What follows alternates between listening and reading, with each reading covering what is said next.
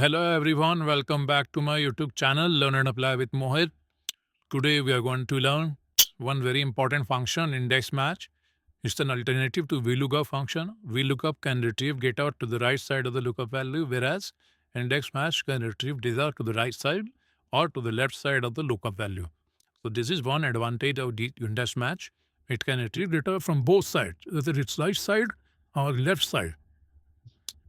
This is the demo data which I have taken from Superstore sales dataset, and this is the index match value that we have got.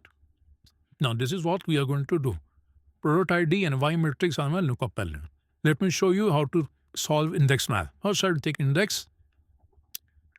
To understand any formula, you just need to see what is the Excel telling me. It's telling me index. After index, we have to put array, row number and columning. What is array? This is my array. B to F. Now I will do append to the code to logic. What is my row number? For that we will use match function.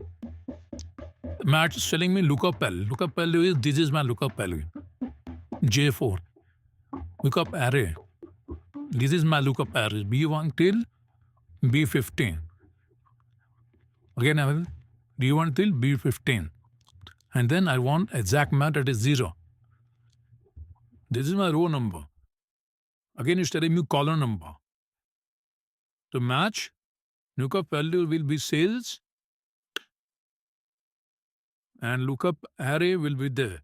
B1 to F. 0 will be exact match and closing the parenthesis. Here we got 7 values, 7 as the answer. Let's just check sales of AR. Of AR 2833.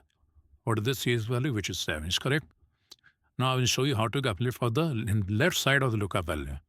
Index. This is my array A till F. We have further 4. Now row number match function lookup value product ID.